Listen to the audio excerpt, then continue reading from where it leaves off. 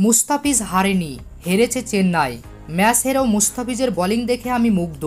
এরকম ব্যাটিং পিছেও যে maiden over করা যায়, মুস্তাফিজ প্রমাণ করে দেখালো। মুস্তাফিজের মতো বোলিং বাকিরাও করতে পারলে এই রানেও ম্যাচ জিততাম।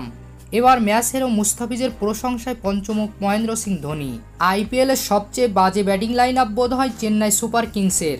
ব্যাটিং ব্যর্থতায় প্রতি ম্যাচে ভুগতে হয় তাদের। আজ টস হেরে প্রথমে ব্যাটিং করতে নেমে মাত্র 162 রান সংগ্রহ করে চেন্নাই। জবাবে সহজেই জয়লাভ করে পাঞ্জাব। তবে নিজের শেষ ম্যাচে দারুণ বোলিং করেছে মুস্তাফিজ। নিজের প্রথম ওভারে বল করতে এসে মাত্র 3 রান দেন মুস্তাফিজ।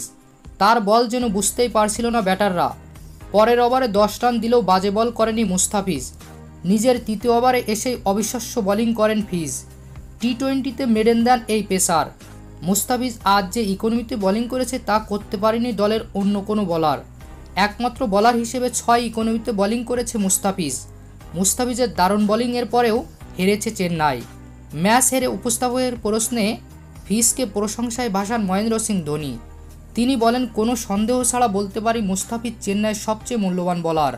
আজকের এই স্টেডিয়ামে মুস্তাফিজে হারাতে পারবে এমন কোনো ব্যাটার নেই।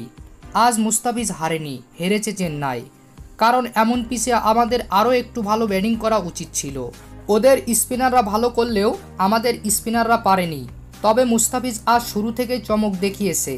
নিজের শেষ ম্যাচেও সে দলের জন্য শতভাগ চেষ্টা করেছে। তার তৃতীয় ওভারটি দেখে আমার বিশ্বাস হচ্ছিল না। সবাই যখন মার খাচ্ছিল তখন মুস্তাফিজ এসে মেডেন দিল। সত্যি অবিশ্বাস্য। শেষে কয়েকটি ওয়াইড দিলেও সেটি খেলারই অংশ ছিল। মুস্তাফিজ যাওয়ার আগে আমাদের আফসোস বাড়িয়ে দিয়ে গেল। এভাবেই মুস্তাফিজকে প্রশংসা করছিল ধোনি।